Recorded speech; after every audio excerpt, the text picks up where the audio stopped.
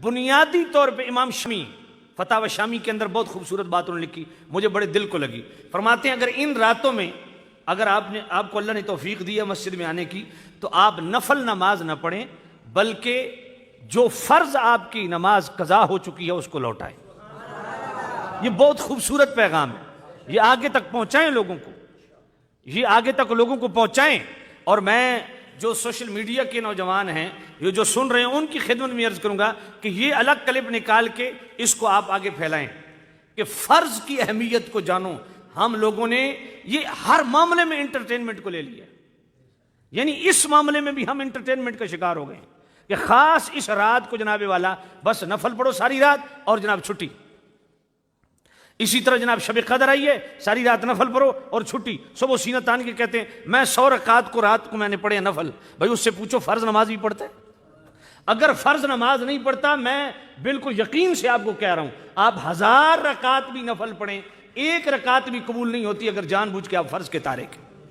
انہ لا تقبل نافلۃ حتی تؤدى الفریضہ، میرے نبی نے فرمایا اس بندے کی کوئی نفلی عبادت قبول نہیں کی جائے گی جس کا فرض ادا نہیں ہوگا.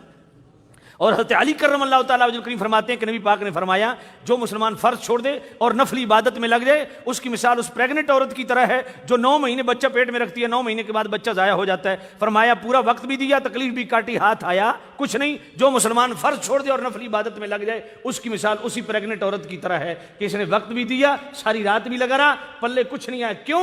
فرمایا فرض کا تارک ہے. اور حضرت غوث الاعظم شیخ عبد القادر جیلانی فتح الغیب شریف میں فرماتے ہیں کہ اس مسلمان جتنا احمق اور بے وقوف مسلمان کوئی نہیں جو فرض چھوڑ دے اور نفلی عبادت میں لگ جائے.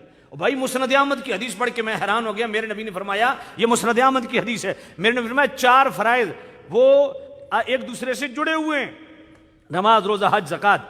فرمایا اگر 2 کی ادائیگی تم نے کی ہے اور 2 کی تم مکلف ہو، کر سکتے ہو، قدرت رکھتے ہو، جان کے نہیں کیا تو 2 کیے ہوئے فرض بھی اللہ رد فرما دے گا. ایک بندہ 4 کر سکتا ہے، 4 اس پہ فرض ہیں، زکوٰۃ بھی اس پہ فرض ہے، صاحب نصاب ہے، حج بھی اس پہ فرض ہے، صاحب استطاعت ہے، مگر نہ حج کرتا ہے نہ زکوٰۃ دیتا ہے، نماز روزہ کرتا ہے، اللہ نماز روزہ رد کر دے گا.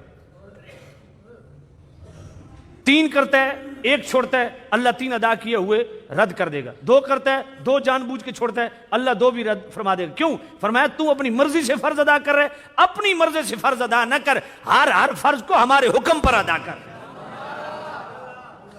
یہ جب سے ہم شریعت کو ایسے طبیعت لینے لگے ہیں نا تبھی ہم برباد ہو. بھائی مزاج میں آیا تو جناب پڑھ لی، طبیعت میں آیا روزہ رکھ لیا، طبیعت نے کیا تو جناب نماز. یہ کیا طریقہ ہے؟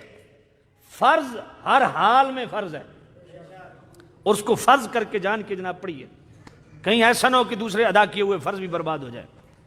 اور اگر ایک فرض ادا کرتا ہے دوسرا فرض جان کے چھوڑتا ہے تو اللہ ادا کیا ہوا فرض رد فرما دے اور فرض کے قریب نہیں بنا جائے اور نفل پڑھتا رہے تو نفل کیسے قبول ہوں گے؟